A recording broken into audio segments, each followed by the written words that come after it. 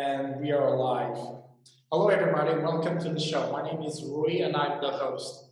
Today, we have a very special guest from Brooklyn. He is born in North Carolina. He's an artist-songwriter. His name is Smiz The Moneykid, and he's part of two groups. He's going to correct me if I'm wrong. So he's part of a super group, Ghetto Mentality, and he's also part of a multimedia duo called the Office Boys New York. He also graduated from the Institute of Audio Research in New York City for recording, engineering, and producing. Now, this cat has three solo albums. He doesn't have one, he has three. And one is called, his first solo album is called Pardon My Back, which was produced by Grammy-nominated producer Phillip Bangout, Pitts, and Canada-owned super producer John MaddMann Barton. His second album is called iPhone 8, and he's also going to explain us why and how he did this album. It's called iPhone 8 because it was recorded on an iPhone 8. I'm really curious. Right. his third solo album is called Folklore, produced by producers YoBroBuild, and it was released this year, and he has already 60,000 streams on Spotify. Yeah. Smiz The Moneykid, welcome to the show. It's a pleasure to have you here. Thank you. And let me just make one correction. Sure. I was born in Brooklyn, but I was raised in North Carolina. Yes. Yes. I thought I heard you say that I was born in North Carolina, but either way. You got me straight. My spirit is in both places. My spirit in both places, so it's all love. It's all good. So tell us a little bit about your background, right? So how did it start for you? Like being born in Brooklyn and raised in North Carolina. How did it go for you? Well, actually, I have a song called New Rapper Massacre on the Part of My Back album, and I kind of talk about it. To be honest, my father was already married with kids when he met my mother, and when she found out that he was already in a previous relationship, she kind of just took off and went to New York because her brother lived in New York, and I happened to be born in New York City. So after I was born, she came back down to Carolina where the rest of her family was, and that's how I ended up raised here. Mm-hmm. Yeah. Awesome. I'm actually in North Carolina right now. Right at this point, are you like recording something?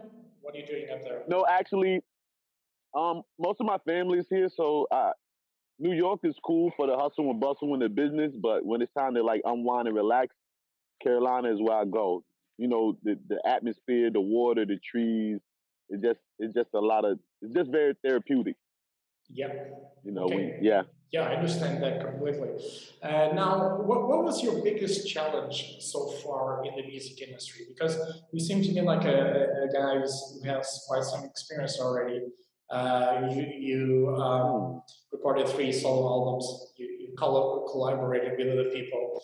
What was for you like the biggest challenge you encountered here?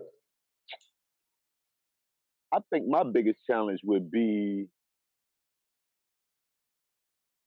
the lack of understanding of the business by other artists. Yes. And yeah, because it's always frustrating when you have to I don't want to say explain to other artists, but when they're not on the same business level as you, there's a conflict. Because with me, with the business, I like to have that squared away before we do the music versus afterwards. You know, and sometimes there's a conflict of interest. And then with the recording part, a lot of people don't, with me being a graduate of Institute of Audio Research, it gave me a different insight onto the recording process and learn how to engineer. So when you get with people who just have equipment but don't actually know the science to mixing and all of that, it gets a bit frustrating. So those would be my biggest issues. Yeah. Just getting, independently having that sound that sounds like it's supposed to versus having to go deal with the major studios and the major producers. Right. Do you feel because I know exactly what you're talking about. Do you feel there is still a lot of resistance in the music industry nowadays in terms of people don't want to get into the business side, they don't want to deal with it, or it's just a point of like they really have trouble understanding? Both. I think both. And then the third thing is, if you know the business, it's hard to be taken advantage of. So Right. typically, the industry don't want to deal with people who they can't take advantage of. What I've noticed, because it's Exactly. hard. It's hard for me to sign a contractual agreement where I'm getting the least amount when I can read the jargon, because that's what school taught me about the lingo of agreements and contracts. You know, if Yes. you understand the word of the year is perpetuity. That's one word I had explained to a lot of people, and that means forever. Exactly. So a lot of people sign agreements in perpetuity, not understanding that your contract may end, but you may still be uh, entitled to pass off some residuals to a company because of the word perpetuity. Yes, and you're not the owner of your masters, which a lot of Right, artists right, figure that out later. Hold on a second, and they try to right. recover. Right, exactly. And, yeah. And this is one of the reasons why I invited on the show because one of the things you mentioned to me was the benefits of being an independent artist. So this is one of the reasons why I created this platform to bring Okay. all types of musicians and artists to have the discussion. Because I think by having Right. the discussion, by having these conversations, we can learn from each other and finally start to break through something that is been going on for decades and it doesn't seem to resolve. Yes. Correct. So Yes. tell me about what Yes. do you think are the benefits of being an independent artist? For one, you get the bulk of the residuals. You know, you with me being on different streaming platforms, and I deal with several different online aggregators. So they all pay out at different times and different amounts. And just the fact that I know that long as I put in the work and the effort into marketing, promoting my music and the streaming, that I will get the bulk of any money that's being generated versus waiting to be paid by a label and then being paid a percentage in which I have to pay back. Like Mhm. that's like for me to be the creator and the producer and the songwriter and all of that. Like I love doing the business side of the music because I know that as long as I do the business, the money is gonna come at some point. And the fact that when you're independent, you can will the rights to your music to your kids, to your family. You know, I studying in school and learning that copyrights at that time copyrights lasted natural life plus 70 years. I don't know if it increased now, but to know that when I'm not no longer gonna be here, I can will this to my family. They can continue to receive residuals. I think that's um, one of the biggest things that I love about being independent. Just the fact that it can continuously make money and my family could benefit off of it. Right, exactly. And now, are you involved in Yes, some sir. kind of app as well, right? Do you have a project with that? Yes, I have my own Smiz The Moneykid app through Phoenix 360. Uh-huh. They're a new company. Some of our promoters that was booking shows for us in New York City kind of brought it to me. And shout out to my brother Villadon, who's the other half of the Office Boys NY, who Yes. actually I believe that's who recommended me for the interview. So again, shout out to my brother for That's, keeping it even with us. that's right, he was And on the show. yes, and that we did the interview. And unbeknownst to me, I didn't know that the interview was to be involved with having your own mobile app. So now I have my own mobile app. You go to Phoenix 360. You could download the app on Google Play or the App Store. And once you get the app, if you just search for Smith the Money Kid, I'll pop up and all things Smith the Money Kid is in one place. That's what I love about that. The fact that I have a new video. I have a new album about to drop this year called Mr. Professional that I'm dropping on my birthday. And I said, I'm gonna make it exclusive in my app before it goes to iTunes, Spotify, anywhere else. And I think that that's cool that fans could actually go to my app and hear all the music, buy my merch, see my videos without having to go to YouTube, without having to go to Apple Music, without having to go to Amazon. I think that's pretty cool that everything could be in one spot, and you can save it to your desktop, to your home screen. I think that's I think that's gangster. Yeah, that's pretty awesome. And Yeah. what do you think? What is your viewpoint on the blockchain innovation that's going on right now? The blockchain is very new for hip hop. There's a lot of DJs, EDM DJs, house DJs, techno that's into that, but it's not many hip hop artists. And shout out to my man Ben Kopek, who's the owner of On Chain Music. That was my first blockchain distributor. I reached out to him like maybe a few years ago when he was first trying to put it together. And when he got everything together, he hit me up and said, we have companies on the blockchain that stream music, but they pay in cryptocurrency. So I was like, interesting because it doesn't conflict with the traditional streaming. And to be honest, I've made more money from music streaming on the blockchain than I have from music streaming on traditional platforms, which was weird at first because it's like, hey, I didn't know. I didn't know that things like this was possible. But again, being an independent artist and owning your masters, you can do those things. You can diversify your portfolio in that way. Without asking permission to anybody, correct? And without giving a percentage of what you're making, like the 360 deals, right? Awesome. Yeah, the 360 deals are bad. Can you summarize for us like your music models, like from you have your own publishing as well? Yes, sir. Okay. Got to. Mandatory. Mandatory. So can you summarize for us? Okay, so this is my business model. We have this part of the show where people explain, okay, I have all these sources of flows of income. I built this in this certain way. Can you give us a summary of that? How do you set that up as an artist, as an independent artist?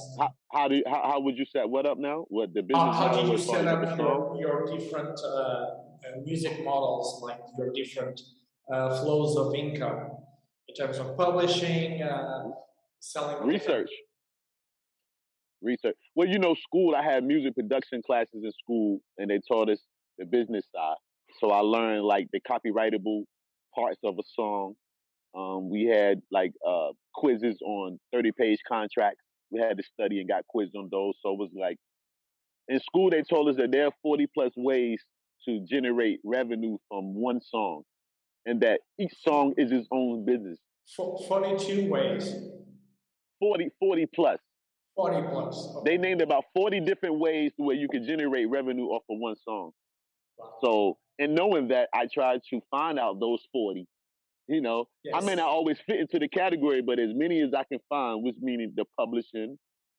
I'm a songwriter, so my name is Levon. Smiz The Moneykid is the artist, but Levon is who writes for Smiz The Moneykid. So Levon receives his own individual revenue as the songwriter. Moneykid's publishes my publishing company, so that receives the revenue. Yep. I'm with a few different online distributors, so that's one way. So you get the downloads, and you get the plays, right? Yes. Then you have Sound Exchange, which collects money for music being played on satellite, internet, and cable radio. Then you have what's called the MLC, which is like the music licensing company, which collects your money being played on Spotify and all these things. It's just about research, just about doing. After knowing that there's so many ways to make the money, then I'm a bookworm. So I love to do research and find out. I hate to leave money on the table. I get mad when I don't know about an avenue where I can generate more money simply because I own my music, though. If you don't own your music, you have no access to none of these avenues. Yes. And like you said, it's a point of education. It's a point of knowledge to actually know how to go about. And there's so many opportunities that didn't exist in the past nowadays. So the flow of income, the flow of money, and the ways that artists can actually produce income are increasing, right? I didn't even know there was 40 plus ways of producing the money with the same song. So I think that's very important. Education, like you mentioned, and Yes. and keeping your rights, correct? Excuse me. Yeah, keeping the rights. Yes. Owning, still owning everything. Ownership, yeah. Yes. Yes. That's major key. Because if you don't own it, then you can't really enter into any agreements with other people who may say, "Hey, you know what? We're working on this new product. We'd like to license your music in our commercial, license your music in a movie, license your music in a TV show." If you don't own it, then you can't enter into a contractual agreement. And because I own my publishing company, I can negotiate and say, "Well, this is what I want," or I can refuse simply Yeah. because I own it. Yeah, versus someone speaking on my behalf and receiving compensation for my art, but not paying me for it. You're dropping bombs. This is Yes. no, sure. This is very good.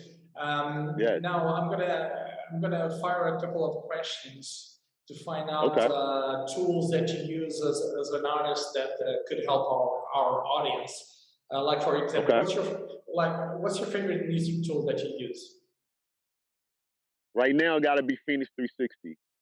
The app that I'm on. It just became available to the public on October the 12th, and it's like to have everything in one place is I think is just awesome. You know, to So just this have a is sorry to interrupt you. This is a platform Mhm. where you can get an app. An artist can get an app, and it has everything on Yes. the app. Do all Well, his not business just an there. artist, any creator, whether you're an artist, producer, painter, photographer, if you do anything where you create and you have links to where your fans or your supporters can access that, Phoenix Mhm. 360 is the place to where they're compensating creators for interviews. They promote the interviews and they build you an app with these links that you send. And then from there, you can switch it out and change it. But to be able to have an app and tell my supporters, hey, you can download my app, save it to your home screen. And when I drop a new project or a new video and post it, they don't have to go anywhere except to their home screen because they have instant access. I think that by far is the best thing going for me right now. Awesome. I What's love your it. favorite album of all time? It got to be folklore. It got to be the newest album, folklore. It has to be. That's simply because That's a good of what it answer. represents. What it represents, the vibration I get from it, and it actually. Well, you know what? I say folklore, but Hey, iPhone 8 was one of explain to us how you did an entire album on iPhone 8. How did you go yeah, about you that? know, during the pandemic, not being able to go to the studio, I was a little frustrated, and Yeah. music is my therapy, and they have GarageBand on the iPhones, and we was taught Pro Tools on the iMacs, so I Mhm. already understood the technology of the Apple product. So all I Right. did was apply what I learned from school for recording, engineering, and producing, and went into the app and started creating, composing beats. And once I made a beat I like, I'm such an avid songwriter that I'm at the point now where I can write in my head. So it's like as soon as I feel the inspiration, I come up with these songs. And now once I have a song, instead of writing it down using a voice recorder, Yes. I will record it in GarageBand as a way as to get it out of my head. Mhm. And before I know it, I had like 6 or 7 songs recorded. I'm like, oh wow, like I Yeah. have an album, like I have a project, like let's put it together, let's go.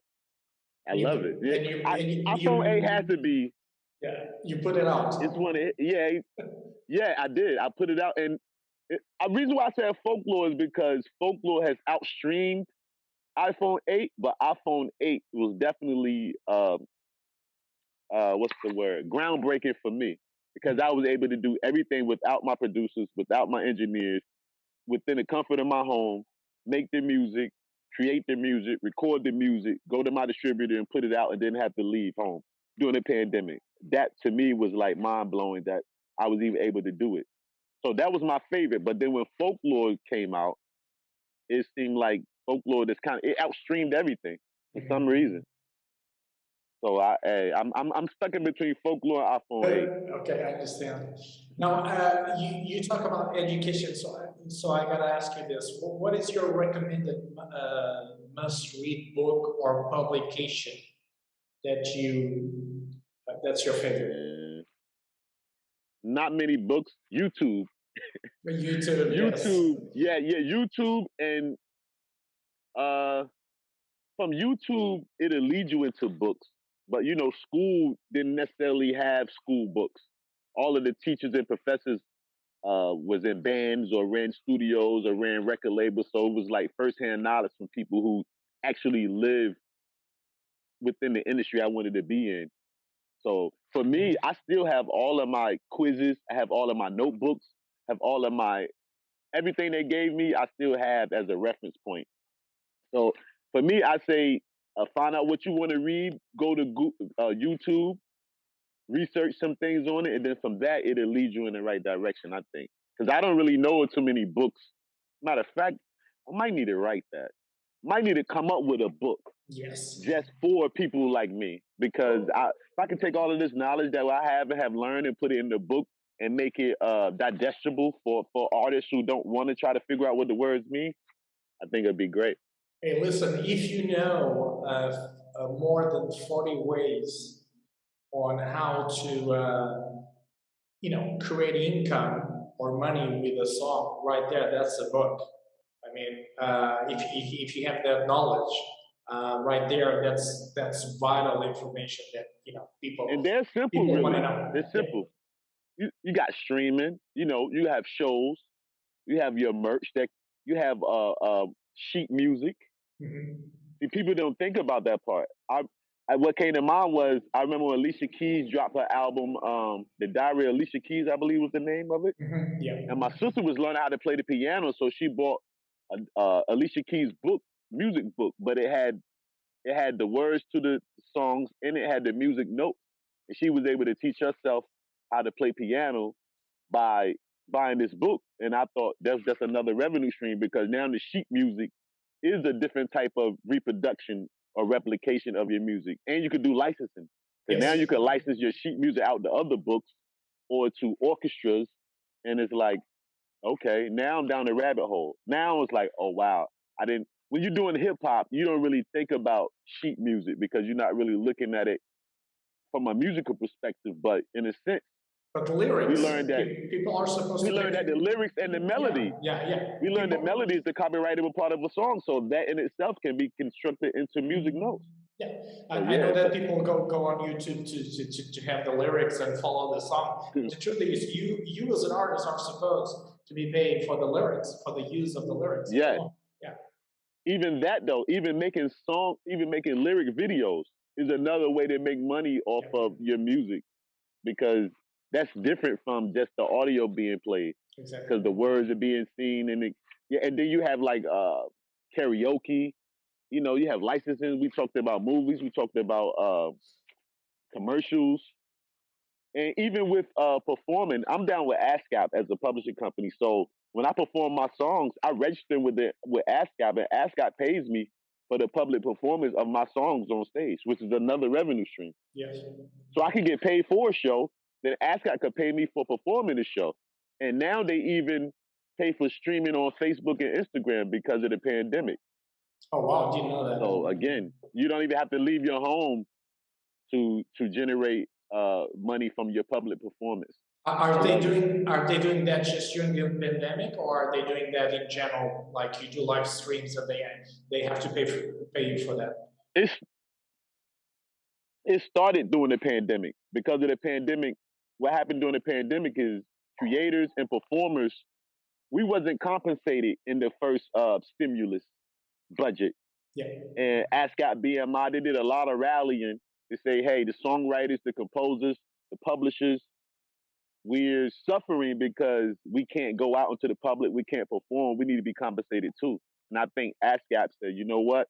For you to perform from your living room and stream it live on Facebook is a public performance because the Facebook is such a big platform. And now they have it to where you could get, it's called on stage within ASCAP where they pay you for your public performance.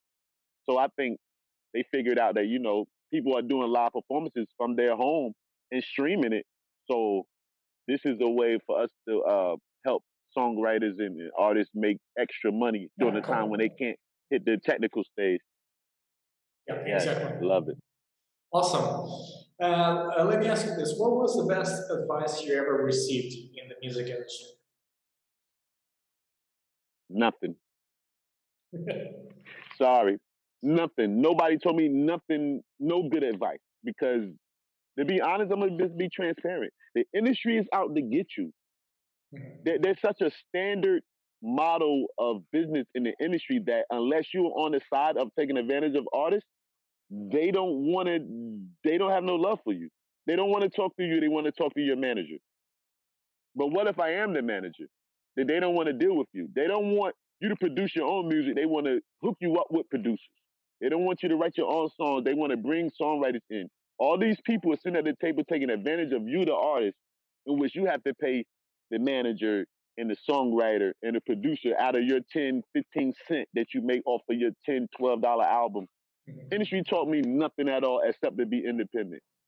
And I turned down several deals, single deals, album deals.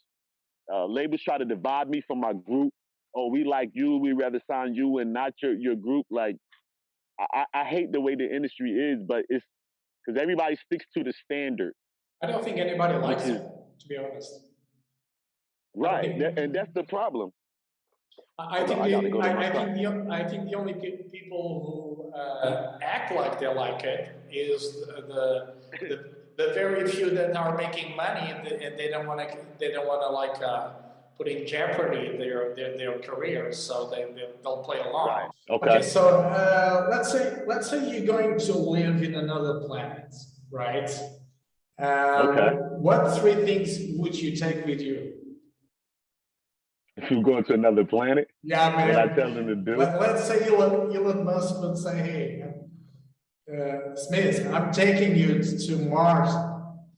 What three things would you take with you?" What I take with me?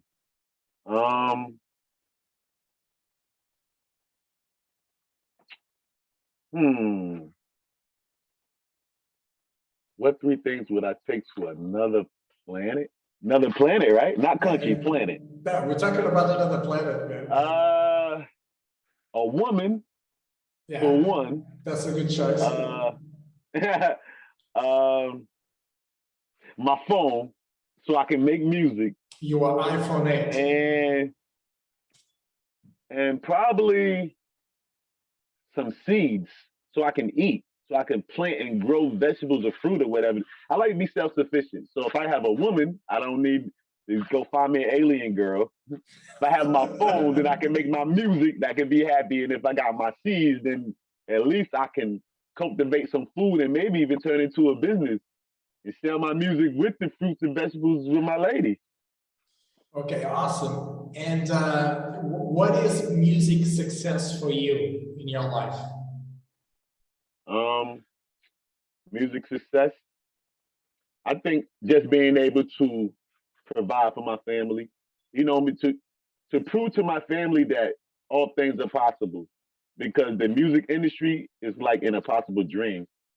I was going to school to be a paralegal before I went to school for music, and a lot of my family didn't agree with the choice because music is like such a, what's the word, far shot to make. So it was like, it wasn't much encouragement in the beginning for the music because being a paralegal and a lawyer seemed to be something more valuable, but it wasn't what was in my heart. So, the desire to learn the business of the music, because the talent was already there. I've been doing music all my life. My father was a singer. My father died like a year and a half ago, and they buried him with a microphone in his casket. I knew he was a singer, but I didn't know how much he was. So the church buried him with a microphone. I'm like, that means a lot. That said a lot to me as far as where I got a lot of my creative talents from. My mom was a writer and wrote poetry and things like that. So I see the mixture in it. And yeah, I would just say providing for my family and being able to show them that regardless of what it is, if you believe in something, you have enough people behind you, it can happen no matter what it is. It didn't have to be music. It's just about support. You don't realize how much energy comes from the support of loved ones that get you over the hump of fear. Because fear is what stops people from achieving what they consider the impossible. That's powerful, man.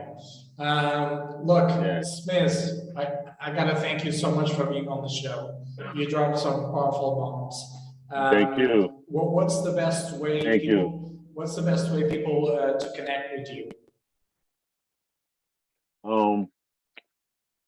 Listen, I love to be able to say this. All you have to do is go to Google and type in Smiz The Moneykid. I pop up everywhere on everything. That's how you can find me. If you're on Instagram, Twitter, no matter where you go, just type in Smiz The Moneykid. I've been working to getting my algorithms up and my analytics. So I remember when I would search my name, you couldn't find me, and now a few letters I pop up, so I know my work is paying off. That Smiz The Moneykid, wherever your favorite platform is, SMIZ space THE space MONEYKID, and I guarantee you I'm gonna pop up. Awesome. I want to thank you for being generous with your time. It was a real pleasure to have you here. Thank you, man. I really appreciate. I love it. I really appreciate the things you said, and I think people will take a lot of value on what you said. And I want to thank our listeners, and want you guys to remember that we want you to be successful here in music success. Yes, sir. Because your success is our success. I'll see you in the next episode, and don't forget to live your dreams. Thank you very much. All right. Hello. Okay, awesome, man.